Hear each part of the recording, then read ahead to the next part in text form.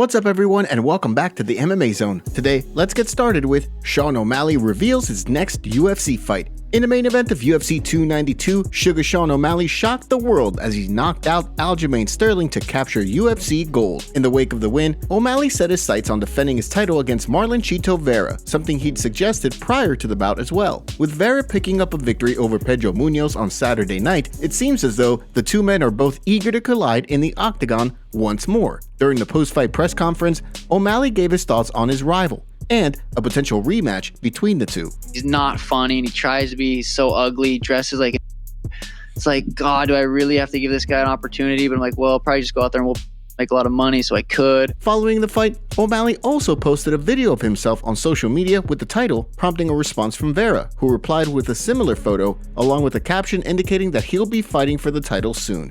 Given O'Malley's performance, it sounds as though the UFC is all on board the sugar train. As UFC President Dana White explained during the post-fight press conference, there's no doubt about how big of a star O'Malley is. This is also biggest bantamweight championship fight ever on pay-per-view globally. It broke the record. Biggest bantamweight championship fight ever. I'm sure you saw the crowd at the end. O'Malley isn't going to be a star. He is a star. With the sugar era officially upon us, who do you want to see the newly crowned champion fight next? Drop your thoughts in the comment section down below. Dana White exposes Wonderboy.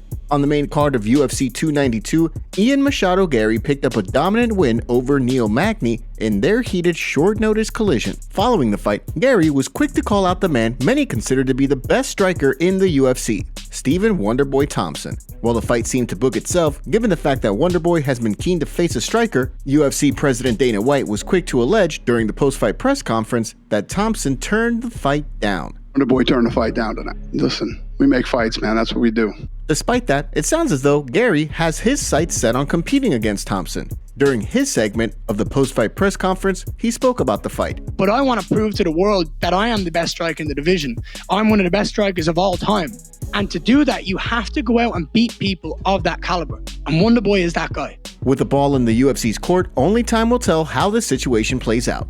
UFC updates. On the heels of a sensational night of fights in Boston, let's take a look at the latest UFC updates. First up, reports have indicated that Hailey Cowan has withdrawn from UFC Paris on September 2nd. As a result, Zara Fairn and Jacqueline Cavalcanti will now compete on the card, with Fairn looking to snap a 3-fight skid, and Cavalcanti looking to make a successful UFC debut after putting together a 5-1 professional record. Next up, reports have surfaced regarding a middleweight clash between Michel Pereira and Marc-Andre Barriault, set for UFC Vegas 81 on October 18th. The bout will see Pereira make the jump up to 185 pounds after missing weight for his scheduled UFC 291 fight with Stephen Thompson. While on the flip side, Marc-Andre Barriault will look to build on a 2-fight win streak that saw him TKO Julian Marquez in March, before then picking up a fight of the night win over Eric Anders at UFC 289. Last but certainly not least, we have an update from UFC Roster Watch, which detected Chris Daukaus had been removed from the UFC's roster. The news comes on the heels of Daukaus picking up his 4th straight loss inside the octagon earlier this month, when he was TKO'd by Khalil Roundtree. As we've seen in the past, it's possible that Daukaus is able to string together some wins on the regional scene before returning to the UFC. Before we continue, make sure you give that like button some love, and be sure to subscribe to the MMA Zone for all of the latest news. Michael Chandler slams Conor McGregor. On the preliminary card of UFC 292, Brad Katona picked up a victory over Cody Gibson to earn himself a 6-figure UFC contract and the title of the Ultimate Fighter. While there were reports leading up to the event that Conor McGregor would be in attendance, that was then refuted by Dana White.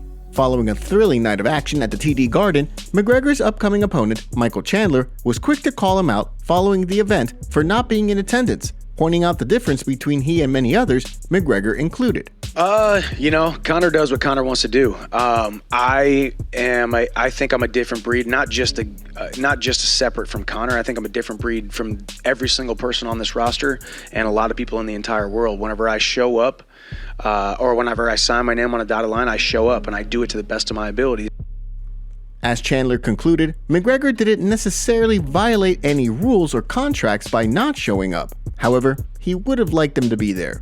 On the flip side, McGregor was quick to take to Twitter to declare victory over Team Chandler with Katona's win. McGregor also posted 4 voice memos on Twitter, starting things off by interviewing himself while pretending he was the schmo. So I didn't show up to last night's event. Obviously, you know, the Ultimate Fighter finale somewhat. Was it the finale? Where's the finale? I asked for a full card of all these contestants because I vouch for all of them. Some great little fighters are in that thing. Despite that, McGregor indicated that a bout between he and Chandler will not take place in December as he previously stated. I'm ready. I wanted an announcement December 16th. I've given everything. So, you know, it's not gonna happen. It doesn't look like it's gonna happen. So I thought we'd power. Turns out maybe so not so much. I don't know. That same day, McGregor and Chandler engaged in a war of words on Twitter, with Chandler writing that McGregor wasn't built for battle, prompting a response from the former champ, which showed a screenshot of he pushing Chandler on the Ultimate Fighter. As McGregor went on to state, the most likely timeline for a bout is early next year, as UFC President Dana White had previously indicated. With that in mind, it sounds as though the fight community will have to continue to wait for updates regarding this potential bout.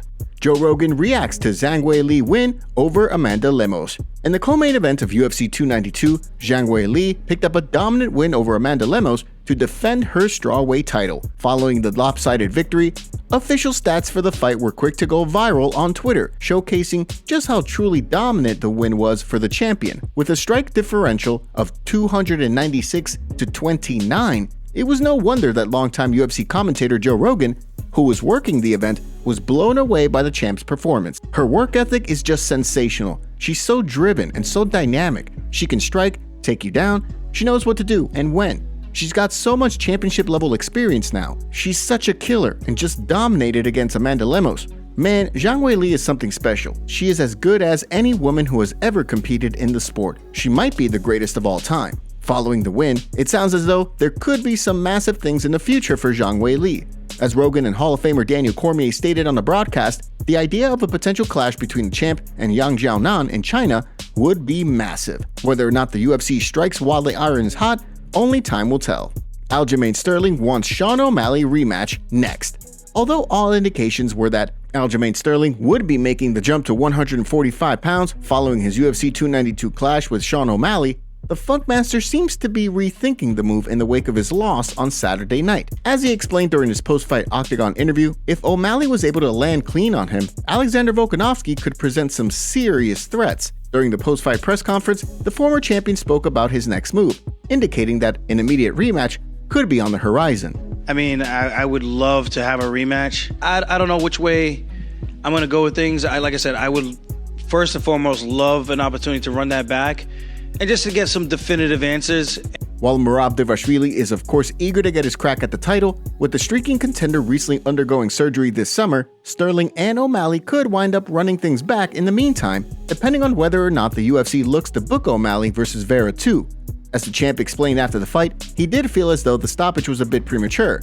The sentiment was echoed by Merab Dvalishvili and Brian Boom Boom Kelleher on Twitter, with the machine specifically taking aim at referee Mark Goddard for what he called another early stoppage. With the bantamweight division being one of the most stacked in the UFC, it'll be interesting to see how the UFC handles the logjam of top-ranked contenders. And now for our breaking news story of the day. We have Sean O'Malley revealing sad news about his injury sustained at UFC 292. He revealed on a recent podcast that his rib injury, which he had before the fight with Aljamain, was hurting and he needed to take some time off to let it heal, since straining it more could cause further issues. Here's what he had to say. I do have a couple little injuries that I need to, I know I said I want to fight in December and I still do, so I just need to figure out. So my shins hurt a little bit, nothing crazy.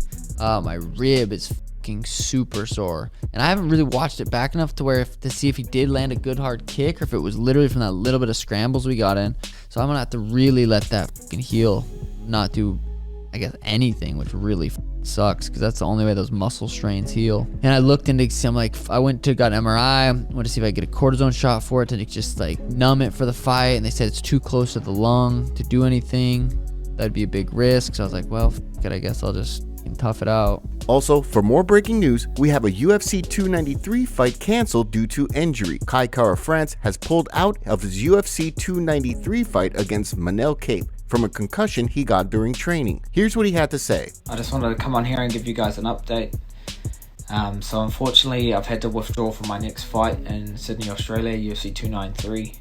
I suffered a concussion over the weekend at training, and I've been speaking to my coaches, my team, and my family, and they all think it's the right decision to put my health first. I'm gutted that I won't be a part of this card. It's been a tough week with my second son being born, as well as me pulling out of this fight.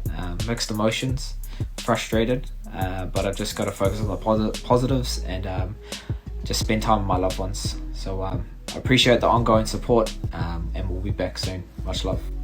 What do you think of this situation? Let us know in the comments below. Top comments. I'd love to see Wonderboy beat Ian Gary. Totally agree about the ridiculous weight cutting. Dehydrating yourself to make weight and fight the next day is dangerous. The stoppage was way too early. He was getting tagged, but was clearly able to move about, etc. He's the reigning champ. You give him extra time for that alone. If you want to be featured on our next video, make sure to leave a comment and don't forget to check out yesterday's video in case you missed it.